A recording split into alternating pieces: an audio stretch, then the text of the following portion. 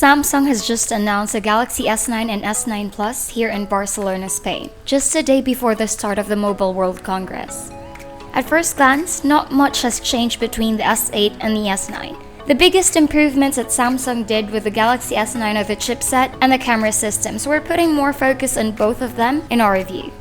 Hey, what's up guys, this is Kim of Nougat Tech and we are sharing with you our full hands-on review of the Galaxy S9.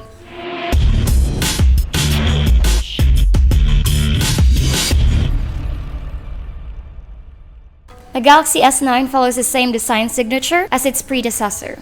On the surface, there is not a lot of noticeable changes from the Galaxy S8 to the Galaxy S9. The dimensions have slightly changed, but not that obvious unless you put them side by side. The Galaxy S9 is a bit shorter than the S8 due to the narrower top and bottom bezels. The placement of the physical buttons is the same but not exactly identical, which makes the case of the older S8 not compatible with that of the S9. The power button is on the right, volume controls on the left, along with a dedicated Bixby button. SIM card slot up top, along with a noise-cancelling mic, while the Type-C charging port is at the bottom, flanked by the 3.5mm audio port, primary mic, and the speaker grille. There are no physical buttons at the front, while the sensors, speakerphone, and front camera are all squeezed up at the top corner. At the back is a lone 12-megapixel rear camera with a dual-tone, dual LED flash right beside it. The only significant physical modification Samsung has made is placing the fingerprint scanner below the rear camera instead of beside it. That simple change in placement certainly made a lot of sense as it made it easier to reach with a finger when unlocking the phone. The device also has IP68 dust and water resistance of up to 1.5 meters in under 30 minutes. The Galaxy S9 retains a 5.8-inch display from the S8, although this time, Samsung managed to shave off a few millimeters on the dimensions of the body, giving the S9 a higher screen-to-body ratio of 84.2% as opposed to the 83.6% on the S8. Samsung employs the same Super AMOLED display, so expect the same vibrant and rich colors, crisp details, and high contrast. Outdoor visibility is pretty good too. It's got the same HDR10 compliance for better viewing with HDR-enabled services like Netflix or Amazon Prime Video. The Galaxy S9 features a high screen resolution of 2960 by 1440 pixels, giving it a pixel density of 568 ppi.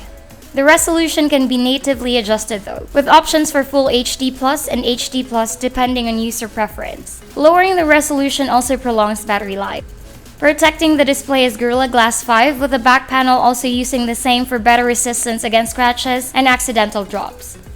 Same as before, the glass curves towards the edges to give it that seamless look, the reason why the Galaxy S9 and S8 got the Infinity display name. The S9 now sports stereo speakers. The first one is placed at the bottom where it's usually found, and the second one comes from the top corner in the speakerphone. This gives the phone a much better sound coverage when listening to music or watching a movie.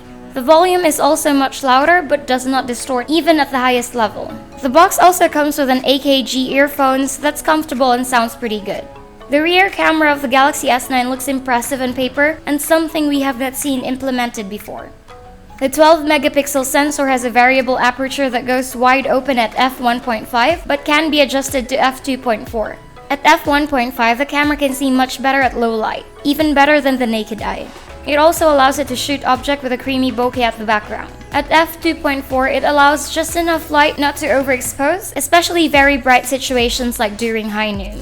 The camera adjusts the aperture in auto mode, but you can also set the aperture manually in pro mode.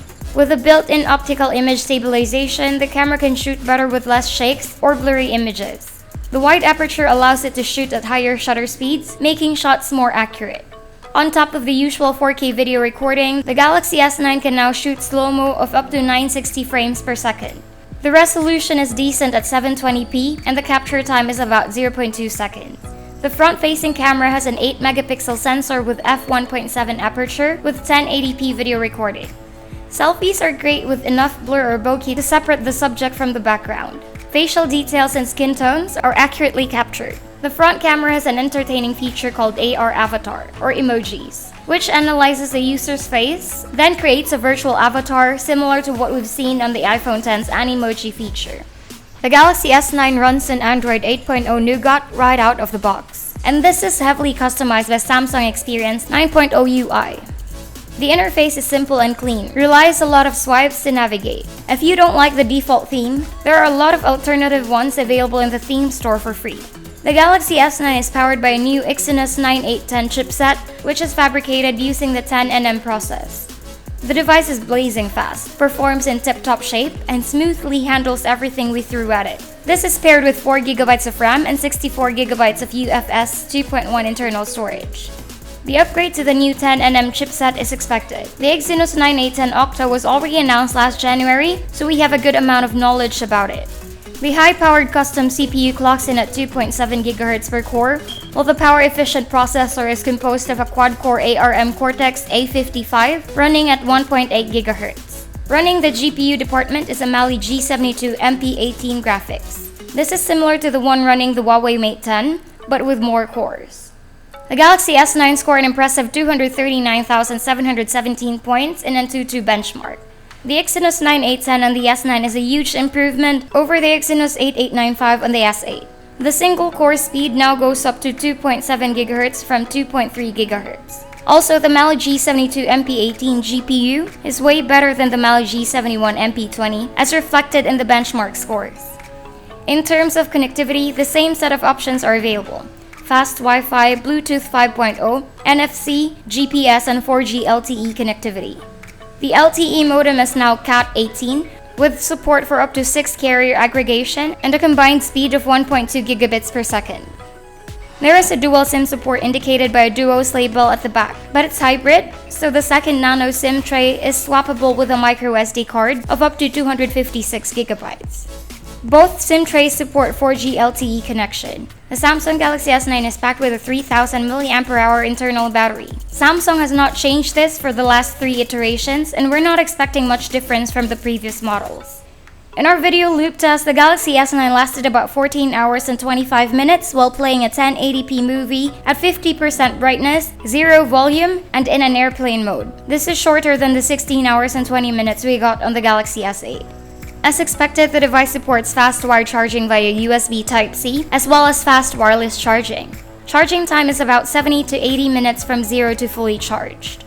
Samsung has done some pretty impressive upgrades in the Galaxy S9. It's got a slightly more compact and an almost identical design, a more practical placement of the fingerprint scanner, and an inclusion of stereo speakers are all nice. The Galaxy S8 already had a great design, so there's not much to change in the Galaxy S9. The core focus on this update is to improve the camera system and the Exynos 9810 chipset. This pushes the Galaxy S9 on top of the charts again in terms of performance and camera quality. The Samsung Galaxy S9 retails for 45,990 pesos, available in black or purple, and will be released worldwide on March 16, 2018. And that's it for our review of the Galaxy S9. If you have any questions, just leave them in the comment section down below. Hit the like button if you like this video, or consider subscribing to our channel for more videos like this. Once again, this is Kim, and we'll see you in the next one. Bye!